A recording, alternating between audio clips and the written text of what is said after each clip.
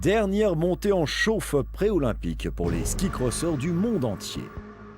À une poignée de journées des Jeux Olympiques de Sotchi, la station française d'Orsières-Merlette 1850 met le ski-cross et les Alpes du Sud à l'honneur en organisant une Coupe d'Europe de la discipline. Le ski-cross, si vraiment vous ignorez encore de quoi il s'agit, action.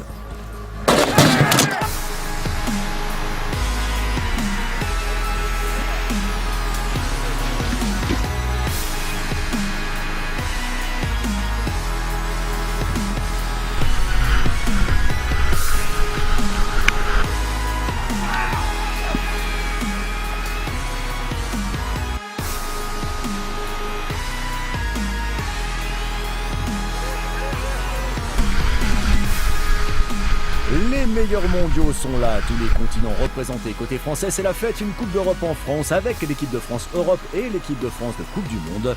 Tous sont venus s'affûter une dernière fois avant les JO. Cette Coupe d'Europe ne manquera ni de classe ni de niveau. Jean-Fred Chapuis, le champion du monde en titre, est là. Marion Josserand, la médaillée de bronze olympique aussi. Avant de commenter en live les phases finales en compagnie de Gilles Tessier, le président de la commission freestyle, récap de ce que nos Frenchies ont fait en huitième.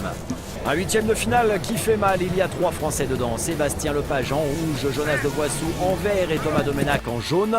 Forcément, un Français n'ira pas en finale et c'est Thomas Domenac qui n'ira pas en phase finale. Pour les quarts de finale, on retrouvera Sébastien Lepage et Jonas de Voissou. Ah, il est bien, Jonas de Voissou dans ce run.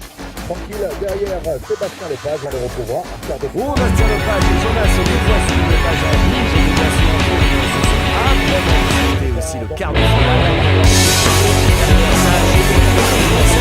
Et si on regardait le cas Jonas de Voissou et Sébastien Lepage, Jonas de Voissou en jaune et Sébastien Lepage en rouge, Paul Eckert l'allemand est en bleu. Alors Sébastien en vert. Voilà, je suis étonné du choix de couloir de Sébastien. Ouais, et là justement une erreur et Sébastien n'était pas dans le bon timing.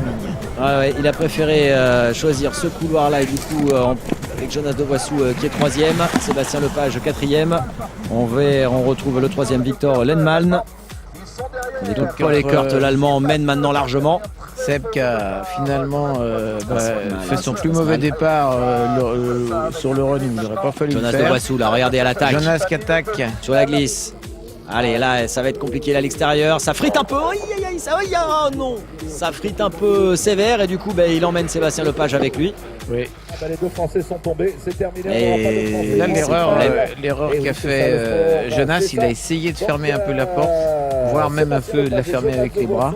Et il n'avait pas assez de vitesse. Il a essayé de passer à gauche du dossard précédent. Et il s'est penché un peu sur l'intérieur. Chaque fois là, on perd de la vitesse et ça suffisait pas. Et en plus, en se penchant comme ça sur l'intérieur, alors, eh bien, il est tombé. Sourire, on a un casque obligatoire, une dorsale obligatoire, et puis après, les éléments comme le protège-dents, faut pas s'en priver.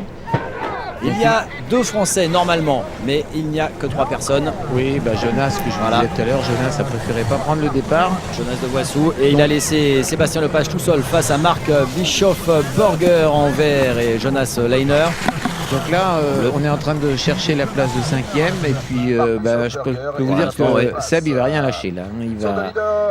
Puis il peut faire son ski. Il est devant, il a le choix de la ligne, il a bien repéré, il n'est pas arrivé en petite finale par hasard non plus. Non, ça fait 2 jours qu'il produit un ski extraordinaire, très attaquant. Regardez derrière, on voit que les Suisses à la glisse essayent de le reprendre, mais c'est difficile. Il a la bonne trajectoire, hein. Les Suisses sont vite, mais ils luttent l'un contre l'autre. Maintenant, par contre, il y en a un qui va essayer en bleu, d'attaquer. là c'est sûr. Jonas Leiner. Mais Seb, je trouve qu'il skie très intelligemment et il s'est bien... très agressif, hein, il est vraiment fou, affûté. Et sa façon de passer... Il vient de gêner les 2 Suisses derrière, juste avant, justement. Hop là. Ils l'ont attaqué tous azimuts, le pauvre Sébastien Lepage. Tous azimuts, et heureusement, son intelligence de course lui a permis de garder la tête, alors que les Suisses avaient vraiment le matériel qu'il fallait. Aujourd'hui, c'était eux qui glissaient le plus. Mais il n'y a pas que la glisse. Sur une piste comme ça, il faut savoir aussi être technique et c'est tout le mérite qui en revient aux Français.